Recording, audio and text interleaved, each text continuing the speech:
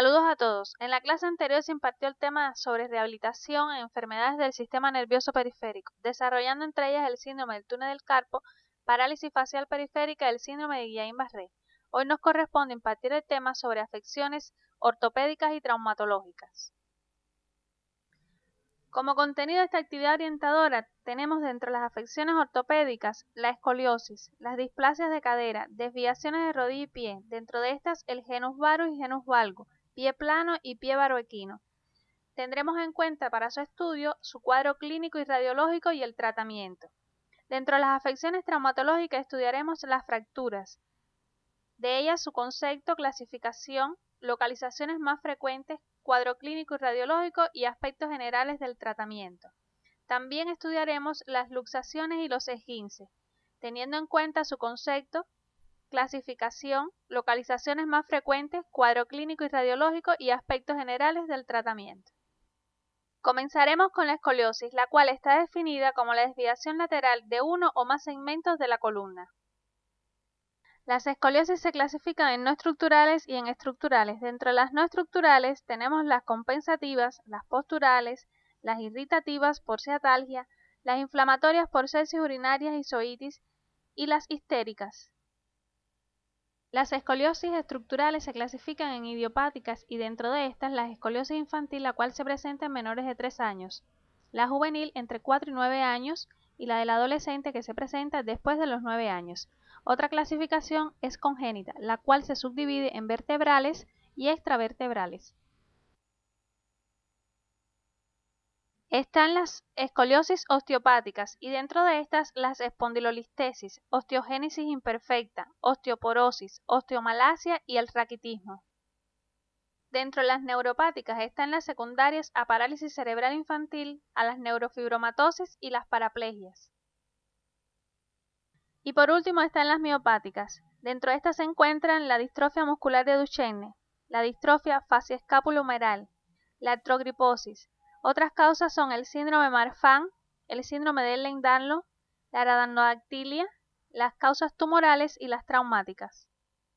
Otras formas de clasificarles de acuerdo a su terminología, o sea, convexidad, concavidad, y pueden ser primarias o secundarias.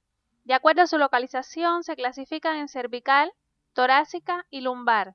También pueden ser en cérvico-torácica, tóraco-lumbar, flexible rígida y simple doble. El examen físico cuenta con un examen físico general, donde se buscan caracteres sexuales secundarios, manchas color café, anomalías congénitas, examen cardiorrespiratorio, examen genitourinario y el examen neurológico.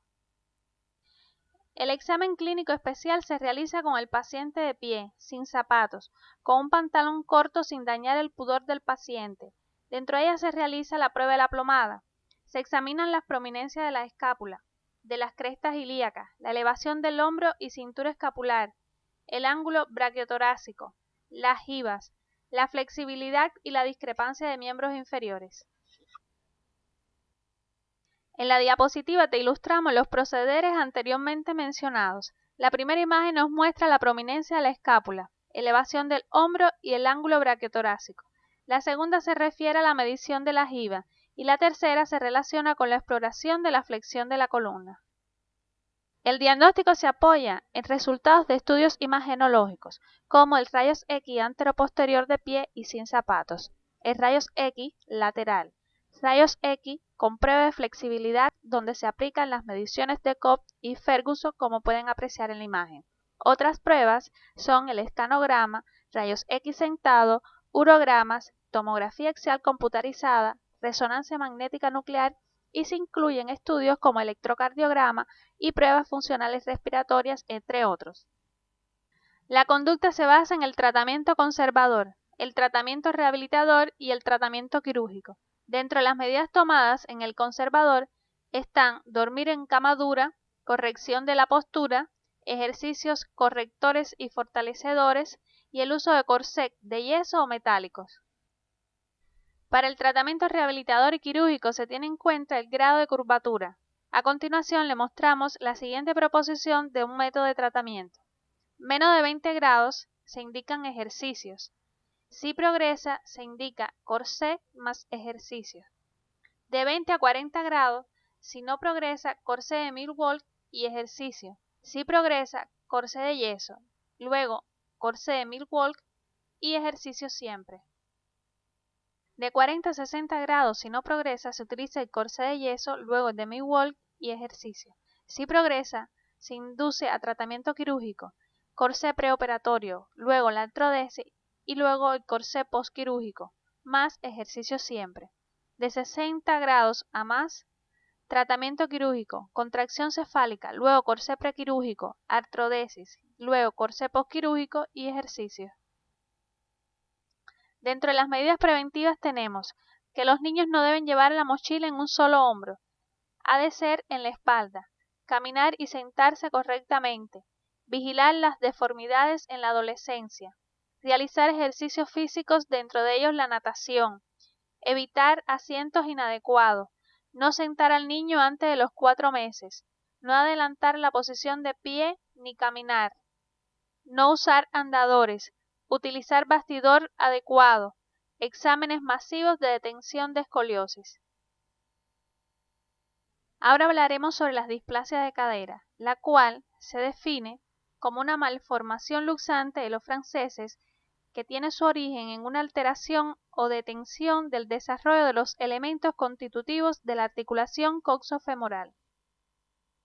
Se clasifican en grado 1 cuando hay displasia sin desplazamiento, grado 2 cuando hay displasia con subluxación y grado 3 cuando hay displasia con luxación de la cabeza del fémur.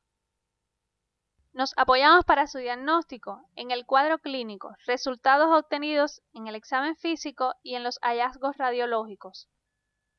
En cuanto al cuadro clínico, la primera en notar la alteración es la madre, interconsultando al niño por presentar asimetría de pliegues subglúteos, interglúteos, de muslos.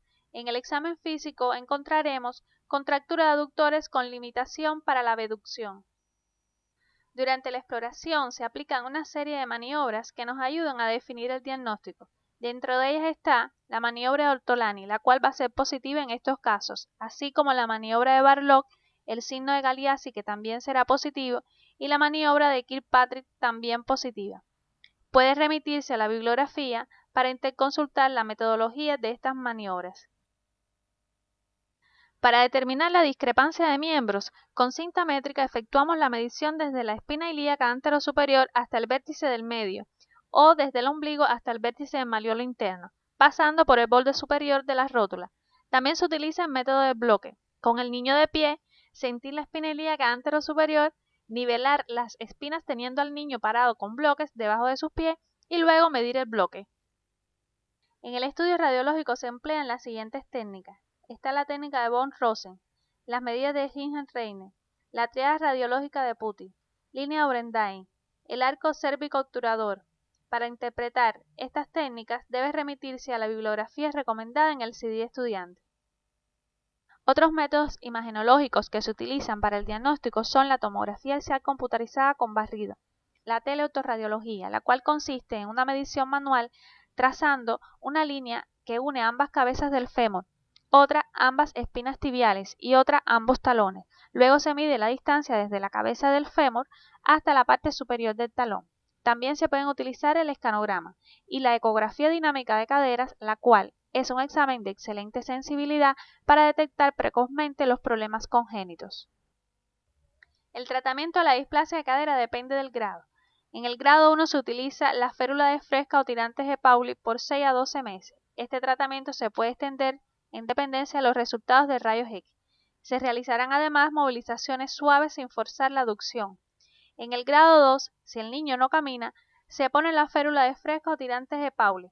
De no centrarse la cabeza en el acetábulo, se procede al tratamiento quirúrgico. Luego se coloca espica de yeso y siempre se mantendrán las movilizaciones. Si el niño camina, se trabajará en la reeducación de la marcha más movilizaciones. En la displasia grado 3, si el niño es menor de 1 año, se coloca tracción cutánea 4 semanas, luego vendaje con yeso, centrando la cabeza del fémur. Después de las 12 semanas, aparato ortopédico. De 1 a 6 años se realiza tracción esquelética. Si no centra, tratamiento quirúrgico, seguido de espica de yeso. Si mayor de 6 años, se hace tratamiento quirúrgico, en este caso la artrodesis. Dentro de las deformidades de rodilla que estudiaremos se encuentra el genus varu y el genus valgo. El genus varu es el desplazamiento externo de la rodilla. El eje longitudinal del fémur está en abducción y la tibia en aducción, formando a ambos un ángulo abierto hacia adentro. El genus valgus es el desplazamiento interno de la rodilla. El eje longitudinal del fémur está en aducción y el de la tibia en abducción, formando entre los dos un ángulo abierto hacia afuera. Los niños pequeños entre 1 y 2 años pasan por una etapa de varo fisiológico que se corrige espontáneamente y pasan a una etapa de genus valgus fisiológico hasta los 7 años aproximadamente. Los síntomas predominantes en estas deformidades es la impotencia funcional y el dolor tanto en el adulto joven como viejo. Los niños no refieren síntomas generalmente, a veces refieren cansancio al final del día. El examen físico debe ser realizado con ambas rodillas en extensión y las rótulas al frente. Se debe explorar la fuerza muscular del cuádriceps y de los músculos isquiotibiales peroneos, la movilidad articular y el ángulo de movimiento de las rodillas. Con el paciente acostado, preferiblemente de pie, cae el peso del cuerpo y se determina mejor el grado de deformidad. Se unen ambas piernas en extensión completa y se mide la distancia intercondilia para el genus varu e intermalleolar para el genus valgus. Se realizará un examen minucioso del sistema vascular y nervioso. El estudio radiológico nos permite llegar al diagnóstico teniendo en cuenta los siguientes parámetros. En el caso de genus varu, cuando existe un ángulo tibio-femoral mayor de 15 grados y una distancia intercondilia mayor de 6 centímetros, con persistencia del varo después de los 2 años, entonces se debe realizar un estudio cuidadoso del niño para descartar que no presente otro tipo de enfermedad de base, ver si la deformidad es progresiva y hacer seguimiento clínico radiológico e indicar tratamiento. La misma conducta sería para el genus valgo, pero ante la presencia de un ángulo femorotibial mayor de 15 grados y una distancia intermalleolar mayor de 6 centímetros y persistencia del valgo con más de 6 a 7 años de edad. El tratamiento comienza desde que la mamá nos llega a nuestra consulta con un niño de meses que tiene las piernas arqueadas más de lo normal y constatamos que es una deformidad de genus varu. Le orientamos entonces los ejercicios de la rodilla en contra de la deformidad de 5 a 10 repeticiones 3 o 5 veces al día. Estos ejercicios, pero de forma contraria, se realizan para el genus valgus. También se pueden utilizar los yesos correctores, los cuales se cambian cada 15 días o mensuales en dependencia de la edad del paciente. Se utiliza aumento en el calzado ortopédico en el lado interno para el genus valgus y en el lado externo para el genus varu. Además, los correctores para genus valgus y genus varus de uso diurno y los tutores para uso nocturno. Aquellos pacientes que llegan a la pubertad persistiendo la deformidad, entonces se induce el tratamiento quirúrgico. En el adulto y el viejo, la causa más frecuente de deformidad angular de la rodilla es la artrosis y requiere tratamiento quirúrgico cuando el ángulo tibio-femoral es mayor de 5 grados para el varu y de 8 a 10 grados en el valgo. Cuando existe dolor que no mejora con el tratamiento habitual y la deformidad es progresiva e interfiere en el funcionamiento habitual de la rodilla. Antes de este tratamiento quirúrgico se valora el tratamiento conservador para el alivio del dolor y el mejoramiento de la función de la articulación, que consiste en calor infrarrojo y diatermia y ejercicios fortalecedores del cuádriceps. Dentro de las deformidades de los pies se encuentra el pie plano, el cual se define como aquel en el que existe una disminución del arco plantar longitudinal medial, medido clínica y radiológicamente.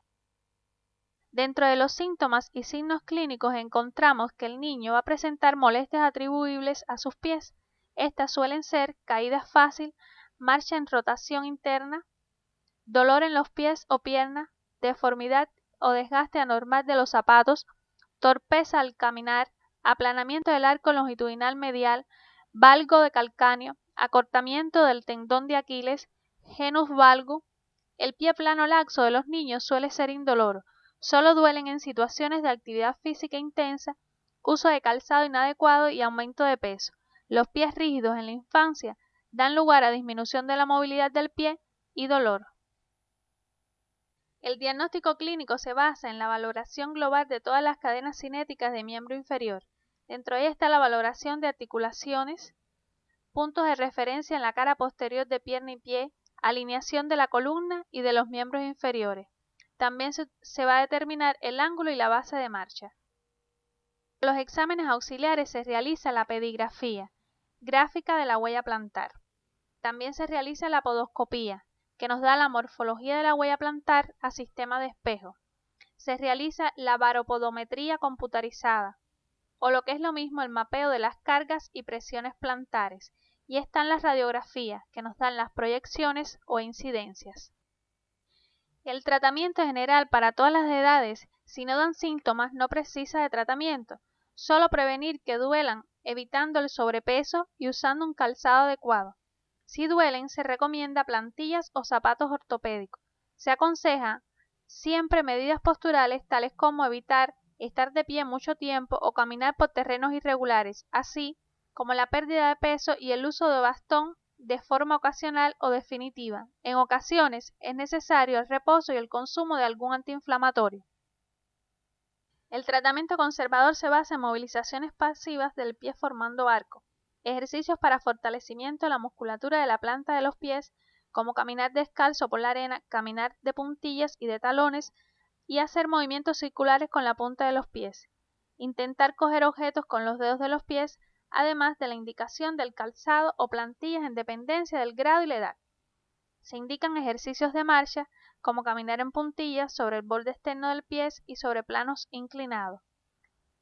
Están los ejercicios de equilibrio y de reeducación propioceptiva sobre planchas móviles y cilindros del pie y del miembro inferior en su conjunto. Y en el caso del tratamiento quirúrgico está indicado solo en alteraciones irreversibles o no reducibles y en el pie doloroso rebelde del adulto. En esta diapositiva queremos mostrarle algunos de los ejercicios fortalecedores antes mencionados, comenzando por las movilizaciones pasivas, formando el arco longitudinal interno, luego la marcha en puntillas, la marcha sobre los talones, la marcha sobre bordes externos y atrapar objetos con los dedos. Otra de las deformidades del pie es el pie equinovaro o pie sambo o vulgarmente conocido como pie retorcido. Es un defecto de nacimiento en el que el pie se encuentra torcido o invertido y hacia abajo. El pie equinovaro se clasifica en flexible, en donde la deformidad del pie se corrige pasivamente, y el rígido, en el que el pie se observa con mayor pliegue en su cara medial, no cede a los movimientos pasivos y su tratamiento en su mayoría es quirúrgico. Otra clasificación es en idiopático, congénitos y adquirido. Para profundizar en la clasificación podrán consultar la bibliografía del CD estudiante. La deformidad se manifiesta de la siguiente manera: en equino del retropié, varo y supinación del mediopié, aducto del antepié, cabo y torsión tibial desde el nacimiento. Si no se trata en ese momento, la deformidad del pie es progresiva con cambios óseos y a mayor edad su tratamiento es más difícil y el pronóstico es peor, llegando a deshabilitar al paciente. El pie equinovaro es tratado con manipulación de un cirujano ortopedista, pediatra o fisioterapeuta, que se comienza en 1 o 2 semanas después de nacer el niño. Seguido, la manipulación se fija con una férula o enyesarlo para mantener la postura correcta y con el fin de lograr un estiramiento paulatino de los tendones. Otro método es la corrección con el método de Ponseti. Se utiliza por 12 semanas y a veces un poco más. Aproximadamente el 20% de los infantes tratados con este método requieren una intervención quirúrgica de tendón después de los 2 años de edad. Dentro de las afecciones traumáticas se encuentran las fracturas, las cuales se definen como la ruptura de la continuidad ósea o la solución de continuidad del hueso. Se clasifican según el sitio de lesión, según la línea divisoria, según su localización. Según el sitio de lesión pueden ser diafisiarias, metafisiarias y epifisiarias. Según su localización, incompletas e incompletas. Las incompletas se dividen en fisuras, compresivas y en tallo verde. Otra forma de clasificarla es según el número de fragmentos, que pueden ser de 2 fragmentos con pequeños fragmentos libres, bifocales y con minutas. Según el trazo en longitudinal, transversal, oblicua y en espiral. Según la comunicación con el exterior, pueden ser abiertas o cerradas o complicadas abiertas secundariamente. También se clasifican según el mecanismo de producción, en indirectas y directas. Dentro de las directas, por compresión, distracción, flexión, torsión y cizallamiento. Y por último, según su desplazamiento, en impactación, angulación, cabalgamiento, diástasis y rotación.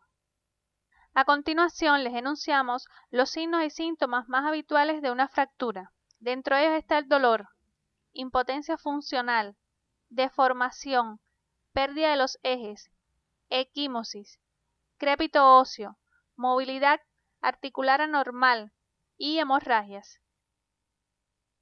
Para el diagnóstico nos apoyamos en resultados del examen físico y en estudios imagenológicos. Cuando una persona sufre una fractura habitualmente, escucha un crujido, siente la ruptura del hueso y el dolor es excesivo. De acuerdo con la apariencia de la zona, el médico puede sospechar de que se trata de una fractura, lo que quedará confirmado con el estudio imagenológico, ya sea por radiografía simple o resonancia magnética. Dentro de las localizaciones más frecuentes de las fracturas tenemos en los niños las fracturas de cintura escapular, en adultos las fracturas de antebrazo, fractura de cole, fracturas diafisiares de húmero, radio, tibia, peroné, fracturas de malleolos internos y fracturas de metatarso. El tratamiento en el periodo de inmovilización está encaminado a la realización de ejercicios isométricos de la musculatura implicada. Además, las posturas que favorezcan la circulación, como es elevación del miembro afecto. Se utilizará magnetoterapia sobre el foco de fractura para disminuir el tiempo de consolidación, mantener el tono, el trofismo, la potencia muscular y movimiento articular de los músculos y articulaciones que están fuera de la inmovilización. Además, corregir posturas inadecuadas como son las rotaciones externas del miembro enyesado. El tratamiento de la fractura suele variar en función de si existe un desplazamiento de los huesos o no. Aunque el periodo de inactividad suele ser similar, los casos en los que cambian la posición requieren una intervención quirúrgica en los que se colocan clavos o placas metálicas para estabilizar el foco de fractura. Si no hay desplazamiento, se sigue un tratamiento conservador que en la etapa de inmovilización se apoya en movilizaciones de articulaciones vecinas al foco, magnetoterapia para acelerar la consolidación, contracciones isométricas y además la acupuntura contralateral. En la etapa de posinmovilización, el tratamiento está dirigido a contrarrestar los síntomas y signos del paciente, como es evitar el edema con la utilización de un tratamiento postural adecuado acorde al lugar de la fractura, así como el uso de medios físicos que favorecen la circulación, como son la magnetoterapia, corrientes diadinámicas, microondas y los ejercicios de Berger. Para disminuir el dolor se utilizan ejercicios activos asistidos y activos libres, corrientes analgésicas, hidromasaje y masajes gentiles en la musculatura circundante a la zona afecta. Para recuperar la movilidad articular se realizan ejercicios pasivos y activos asistidos, además mediante el empleo de mecanoterapia. Estos ejercicios serán precedidos de tratamiento con termoterapia, como son calor, parafina, diatermia e hidromasaje. Para recuperar la potencia muscular se realizan ejercicios activos resistidos, manuales o mediante la mecanoterapia. También se pueden realizar masajes. Si existe limitación articular, por fibrosis se empleará electroforesis con yoduro de sodio o potasio al 4%. También se emplea la fonoforesis con crema de cebolla, heparina y contractube. Además, se pueden adicionar al tratamiento la terapia ocupacional y la práctica de deporte. Otra de las lesiones traumáticas a estudiar en el día de hoy son las luxaciones, la cual es la pérdida de las relaciones normales de la articulación donde no existe oposición de las superficies articulares. De existir algún grado de oposición, se habla entonces de subluxación. Las luxaciones se clasifican en luxación congénita, luxación espontánea, luxación traumática y las luxaciones recidivantes. Para profundizar en cada una de ellas, puede remitirse a la bibliografía del CD de estudiante. Dentro de los síntomas y signos fundamentales se encuentra el dolor, el cual es intenso en el momento de producirse la luxación y se agudiza al menor intento de movilización.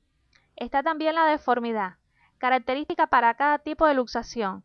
Es consecuencia de los desplazamientos de los extremos articulares. Está la posición del miembro, también típica para cada tipo de luxación. La fijación elástica. Hay resistencia invencible al intentar movilizar el miembro luxado y se provoca dolor. Puede haber además equimosis.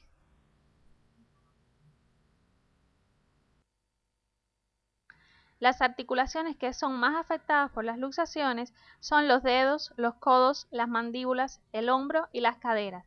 Sus causas más comunes son las caídas.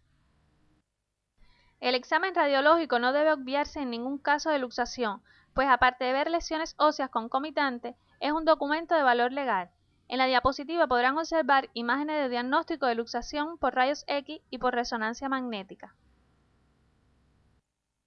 Dentro de los principios de tratamiento están la reducción e inmovilización, que previene los desplazamientos, estiramientos musculares y tendinosos, así como desprendimiento del periósteo, ruptura de vasos sanguíneos y hematomas. También está la absorción del exudado antes que se organice y forme adherencias. Para ello se pueden aplicar calor, contracciones isométricas, ejercicios activos libres y el magneto. Para la prevención de la atrofia muscular se utilizan los ejercicios isométricos, también ejercicios activos resistidos progresivamente, el uso de poleas y después de retirar la inmovilización pueden ser útil el uso de estímulos eléctricos en la musculatura hipotrófica.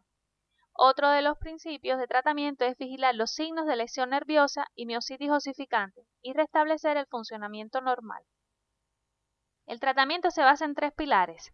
La reducción, que debe ser precoz empleando anestesia local, regional o general. Estas deben ser suaves con la articulación en posición neutra o en flexión para evitar los desgarros de las partes blandas. La inmovilización, que se hará por el tiempo necesario para que cicatricen las cápsulas y los ligamentos desgarrados. Está el tratamiento funcional, que debe ejercitarse activamente los segmentos vecinos durante la inmovilización y los afectos después de suprimir la misma. Puede auxiliarse en la bibliografía recomendada en el tema para profundizar en estos aspectos. Otra afección son los esguinces, la cual se define como la lesión de los elementos capsulares o ligamentosos cuando una articulación es forzada más allá del límite normal del movimiento. Los esguinces se clasifican en grado 1, cuando hay distensión o ruptura de pocas fibras ligamentosas y se manifiesta con dolor y tumefacción local. El grado 2, cuando hay ruptura de mayor cantidad de fibras, con gran reacción articular, impotencia funcional, sin inestabilidad. Y el grado 3, hay avulsión total de ligamentos con tumefacción e inestabilidad. Los esguinces más comunes se dan en las articulaciones del tobillo, la rodilla y los dedos. Las lesiones deportivas y los zapatos de tacón alto son los principales responsables. Los esguinces vertebrales son menos frecuentes, pero particularmente muy dolorosos. En teoría, una ecografía o una resonancia magnética permitirían observar la lesión, pero en la práctica no suelen servir para diferenciar la lesión del ligamento de los músculos o tendón. Por definición, la radiografía es normal. El tratamiento en el esguince grado 1 consiste en reposo de la articulación con férula de yeso o vendaje por 7 o 10 días. Para disminuir el dolor y el edema se puede aplicar crioterapia, ultrasonido y magnetoterapia. En el esguince grado 2 se realizará inmovilización por 21 días, con el miembro elevado. Se movilizarán articulaciones libres, se harán contracciones isométricas y luego tratar las secuelas. En el grado 3 generalmente el tratamiento es quirúrgico. A modo de resumen, hoy estudiamos afecciones ortopédicas como la escoliosis, las displasias y deformidades de rodillas y pies, de ellas su cuadro clínico y radiológico y generalidades del tratamiento. También se abordó afecciones traumáticas como las fracturas, luxaciones y esguinces, de ellas sus manifestaciones clínicas y radiológicas y aspectos generales del tratamiento. A continuación le ofrecemos una serie de casos-problemas para que usted le dé respuesta y así consolide sus conocimientos. A la consulta llega un paciente masculino de 7 años de edad con una curva escoliótica de 35 grados. Diga, ¿qué tratamiento usted propondría en este caso? A la consulta de fisiatría es remitido un lactante con asimetría de pliegues de miembros inferiores. Diga posible diagnóstico y qué métodos de exploración aplicarías. En un paciente de 2 años de edad con genus varu, ¿qué tratamiento usted indicaría? Mencione los síntomas y signos que usted puede encontrar en un paciente con fractura de húmero. Una vez resumido el contenido, llegamos a las siguientes conclusiones. Con los métodos conservadores no cabe esperar que mejore una curva escoliótica o que se frene la evolución. Sin embargo, son recomendables en cuanto a potencia en la musculatura, sobre todo si son ejercicios simétricos como la deambulación o la natación. Para el diagnóstico de displasias de cadera es prescindible aplicar maniobras de Ortolani-Barlock y buscar signos de Galeazzi. Es importante diagnosticar las deformidades de rodillas y pie precozmente e imponer tratamiento antes de los 7 años para evitar futuras complicaciones. El tratamiento rehabilitador de las fracturas debe hacerse tanto en el periodo de inmovilización como en el periodo de posinmovilización, para lograr mantener arcos articulares, trofismo y capacidad funcional de la articulación afectada y estructuras paraarticulares. Con la clase de hoy concluimos la asignatura de Medicina Física y Rehabilitación. Esperamos que con los conocimientos adquiridos hayamos contribuido a su formación como médicos integrales capaces de identificar, prevenir y tratar las enfermedades de mayor incidencia en los servicios de medicina física y rehabilitación, así como el uso adecuado y racional de la tecnología, lo cual les permitirá dar solución a los principales problemas de salud de las personas, familias, comunidad, ambiente y favorecer su familiarización.